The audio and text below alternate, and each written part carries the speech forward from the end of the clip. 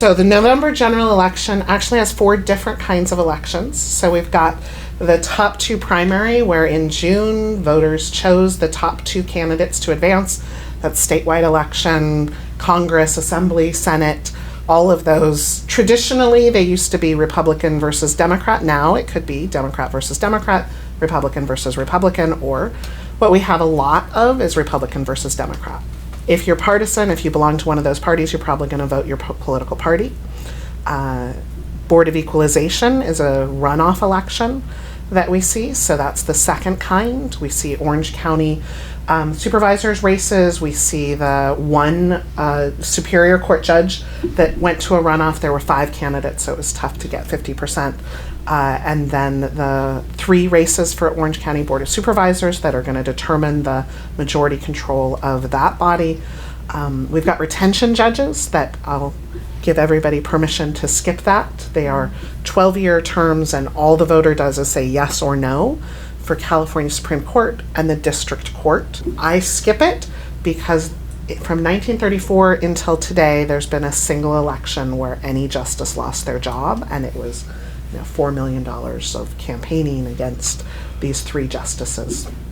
You can listen to my podcast for more detail on that. And then the real races that we're seeing lots of attention locally that we'll dive in deeper for Fullertonians are our municipal elections, the city council races, the school board races, community college districts. Those are plurality elections. And so the person, however many candidates there are, the person with the most votes wins, even if a majority of voters voted for other candidates. And then, ballot measures. Yeah. 7 ballot measures for the state. So ideally, you want to do research. You want to know about the candidates. And again, if you don't know, if you have doubts, leave it blank. When in doubt, leave it blank. Skip those races. Hopefully, you have some time to do some research. You have trusted groups or individuals that know the people, know the candidates, have done the research. You can listen to my podcast. You can look at organizations in the community that have endorsed. One thing that an exercise that I take my students through is, compare endorsements, particularly for nonpartisan races, where you don't get to know if they're Republican or Democrat. Right. And that's not foolproof, by the way. The Board of Equalization race is really interesting. There's 2 Democrats. The California Democratic Party endorsed the wrong person. They endorsed Mike Schaefer, who's an incumbent, who is twice disbarred attorney. He's been convicted of slumlord practices, allegations of domestic violence against a spouse. Kind of just a terrible, awful person, and the California Democratic Party endorsed him when David Dodson, who has a lifetime of experience in the Board of Equalization department, really knows about tax franchise, about regulations, should have been endorsed. So endorsements aren't perfect, but the exercise I take my students through is let's compare endorsements. When you're looking at nonpartisan races, they get really expensive, thousands and thousands of dollars for jobs that essentially are volunteer. Maybe a couple of $100s a month for a school board. Maybe you get health insurance, but really and truly, they're not high-paying jobs. Mm-hmm. And yet people are spending tens of thousands of dollars. In Anaheim, hundreds of thousands of dollars. And so one question you want to ask is, who is paying for that? Often there are independent expenditures where unions or corporations or developers or police association, firefighters, sheriff's unions are paying a lot of money because those people make policy decisions about their career. Totally fair game. Everybody gets a voice. However, as a voter, that might not be the best thing for you to have, I'm from Brea, we've got kind of this wannabe millionaire oligarch that works behind the scenes and controls our city council by donating campaign contributions and supporting signs everywhere. Well, the average voter may not know that. The Fullerton Observer does a really good job because I have to say, really and truly, put the show note link in the show notes because it's hard work to go through the financial disclosures. In the spirit of transparency, each candidate has to file these financial disclosures with all donations. But they're individual, and the city clerk doesn't make it easy to look at one place. So you have to open up each file, each file, each file, each file to keep track of who's been donating. And so most voters don't do that. Local media, crucial. Fullerton Observer has done a good job of keeping track of the Fullerton candidates and their financial disclosure to list the top donors. But the average voter may not know even to look for that. Endorsements are really tell a story. For a lot of candidates, they're trying to tell a story with their endorsers. They're trying to say, hey, I'm a Democrat. The North Orange County Democrats endorsed me. You know, Senator Josh Newman endorsed me. Sharon Quirk-Silva endorsed me. You know them. You trust them. Vote for me. I'm really secretly a Democrat, even though the state of California doesn't let me put that on the ballot. Yeah.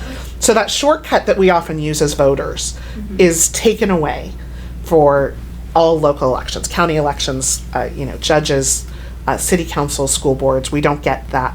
They're all nonpartisan. But in today's polarized world, most candidates have picked a side. Right. And most voters want to vote that. And that makes sense. So it's North Orange County Community College District, so 3 Cs. And most people don't know they have a community college district. It often doesn't appear on the ballot because the races are uncontested. So this is kind of a rare occurrence where we have not one but 2 of the 3 races on the ballot. District 6 and District 1. District 1 down in Cypress, Barbara Dunsheath is the incumbent. She's running with Blaise Bentz, running as the challenger. And then here, Fullertonians are going to vote for some of them who didn't vote for Evangelina Rosales or Miguel Alvarez 2 years ago, get the option. Jeff Brown and Jessica Rattan is challenging it. So Jeff Brown's been on the district for quite some time, and Jessica Rattan is kind of running as a slate, which is interesting for community college district. She and Lisa Wozab and Matt Van Hook seem to be, their signs are together, which sometimes gives you a clue of who's running together and coordinating. And there's some, definitely some endorsers that have endorsed all 3 of them, and then some of the same language that we're seeing in their campaign material.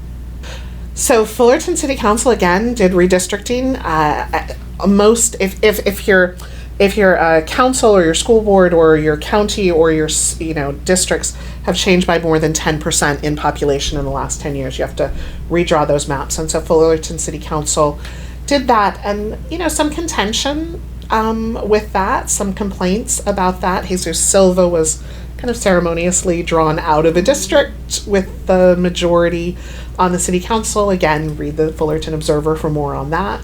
The paper did a great job of covering it. So we have these 2 seats that are up, District 3 and District 5. District 3 is brand new boundaries. It's East Fullerton, and so kind of State College over to the east. It's the only district that runs north-south. Everybody else runs east-west. And District 5 is kind of redrawn a little bit, but fundamentally the same people are in District 5 that elected Ahmad Zara 4 years ago. He's the incumbent running again. And then the 2 challengers that are running to take his place. And so Tony Castro is a student, was a student at Cypress and gotten involved with some environmental issues with Dr. Matthews there. He's an interesting character. I encourage you to watch the candidate forum and read his answers. Oscar Valadez, if you've driven around Fullerton and not seen a yard sign for Oscar Valadez, you may not be paying attention. They are everywhere. And a candidate that we'll talk about with District 3, both their major donors are the Bushala family. And so one of the developers in town, very involved in donating and supporting candidates. Tony Bushala has donated to Arnaldino in District 3, but he has allowed his family members, other Bushalas are on the donor list for Oscar Valadez. And so, one of the questions I would have, and didn't particularly get answered in any of the candidate forums when we asked, who are your endorsers and what does this mean? What is your debt when somebody is the major funder for your campaign? And that's true of anybody running. I think it's really important that voters know who's involved in funding and supporting the campaigns. So District 3 over on the east, Dr. Shana Charles is a professor of public health at Cal State Fullerton, and so she is running, and shout out to the fact that if she does not win, Fullerton City Council will again be 5 men and not a single woman representing Fullerton. So, not that we vote based strictly on identity politics, but I will point out the lack of representation. Looking at her endorsement, she's got a lot of support from the community. She's got the support of the North Orange County Democratic Party, and a team of volunteers that's walking. The other 2 candidates they're running there also have a lot of support. Ybarra, a developer who ran in District 5. I don't actually know the details of where his residence is, if he moved or maybe the maps moved so that instead of running in District 5, he's running in District 3. And then Arnaldino, who was the campaign manager for Fred Jung, endorsed by Fred Jung, and the Orange County Register. So that's kind of the candidates there. So 3 people running, and again, it's plurality, so it's whoever gets the most votes. So there's some questions about, did somebody recruit somebody else to split votes? You never know exactly, but that kind of shenanigans is always possible in these plurality elections where you just have to beat the other person. And we often use the analogy of, if a tiger is chasing me, I don't have to outrun the tiger, I just have to outrun you. So that is often the political gamesmanship involved with these local elections for school board and city council. And, one more thing that I'll say about districts, you want to look at the totality of the districts, the city council. You've got 5 people on there and you're only voting for 1 in your district, but you do want to look at who are the other people and how would this person add? Are they going to, be contrarian? Are they going to challenge some of those things? Are they just going to vote in lockstep? You do need to look at the whole school board or the whole city council, even though you as a voter only get to vote for 1 of them. Sure, so 2 school boards in Fullerton. Yeah. And Fullerton Joint Union High School, obviously, hopefully all of your listeners and watchers know this, but it goes beyond just Fullerton. It's also Buena Park High School. It's also, 2 high schools in La Habra.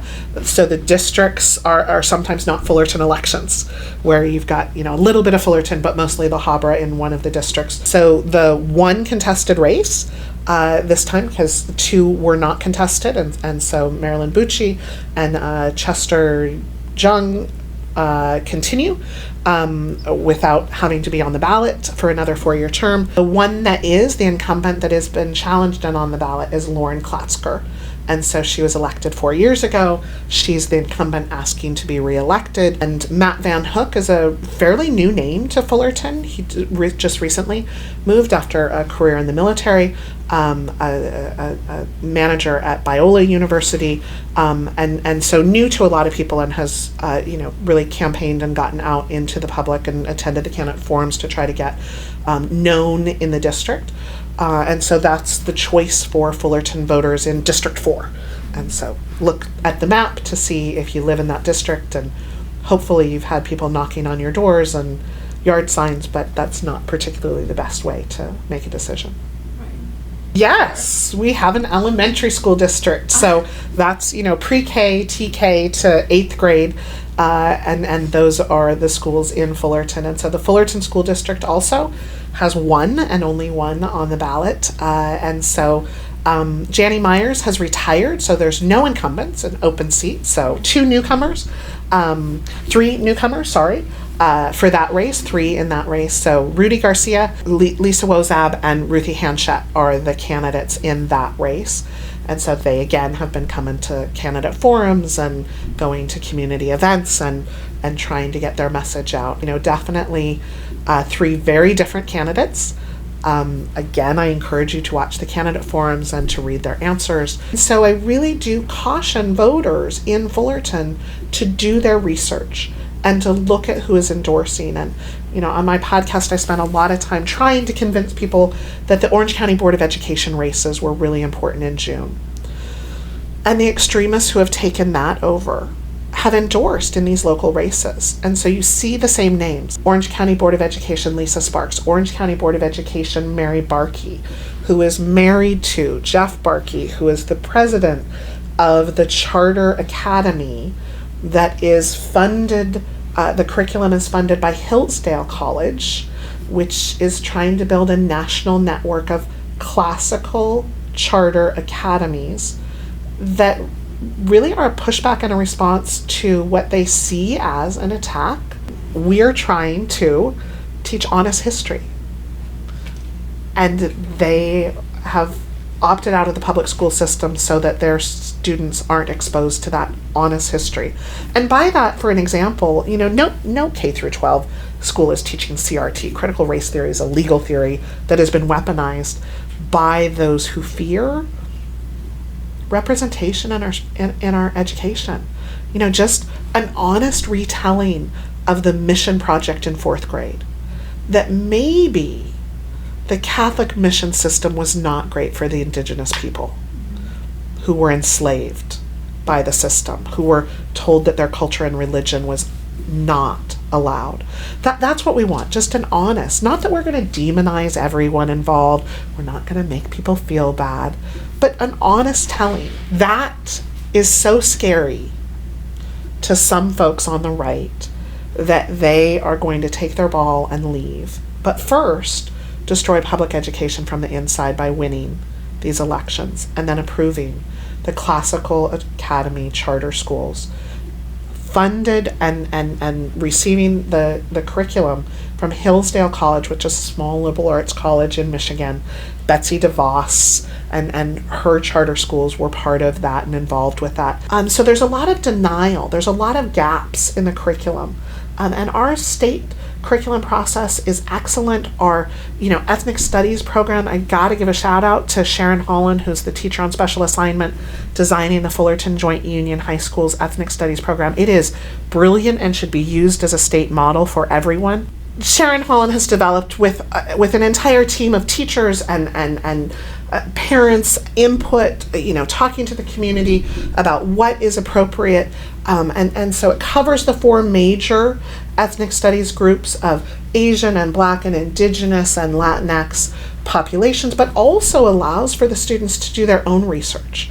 And so whether it's that a student is part of the broader Asian American community, but they didn't cover the Hmong, or they didn't go into, South Korean enough, they could do their research on that. But maybe it's a student who's Scots-Irish, or maybe it's a student who wants to trace the heritage of the Italian immigration.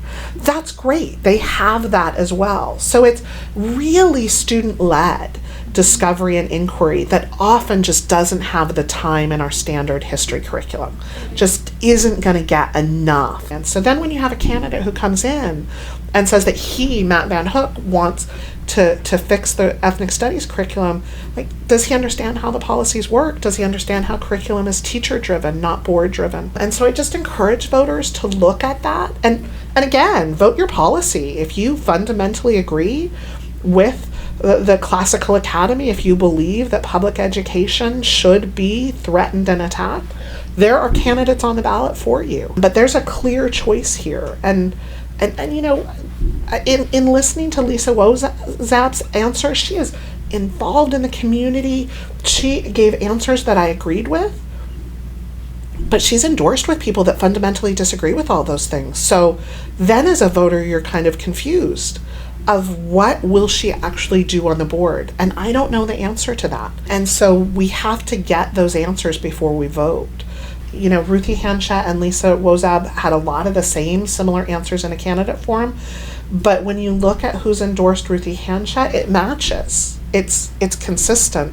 And when you look at being endorsed by Lisa Sparks, when you look at being endorsed by the Barkey family, when you look at some of those endorsements, and one that they both Matt Van Hook and Lisa Wozab sought out is Kevin Kiley, who's endorsed by Trump for Congress, has been in the California legislature.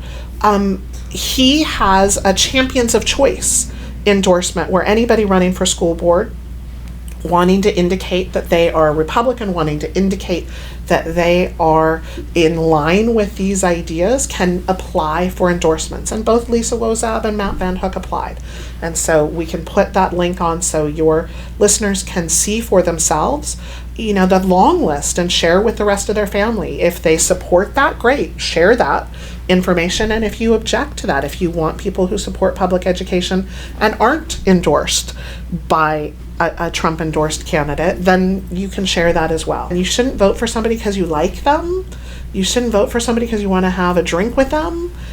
Go have a drink with them, but vote for the policies you want to see on those boards. And Fullerton has some clear choices. And unfortunately, I worry that voters, low information voters who are busy and bombarded with information, vote because they like somebody, vote because they saw a yard sign, vote because somebody knocked on their door and didn't answer specific questions, or just vote because they got the most mailers and never asked who's paying for those and what do they expect for their money. And, you know, for everybody in Congressional District 45, you probably, you know, your mailman might get a hernia from the political ads that they're carrying to your house every day. Be careful with those mailers. They're incredibly expensive. Somebody wants something. Even if they're trying to inform you, there's a lot of information on there that needs to be actually looked at rather than just thrown away. So that's what's going on in Fullerton. Fullerton City Council, 2 school board races, plus the community college district, the whole host of partisan races, runoff races, those state ballot initiatives that everybody needs to research. So you have my permission to skip the retention judges. Save your ink, leave it blank, my meager protest vote against having to make those decisions. So.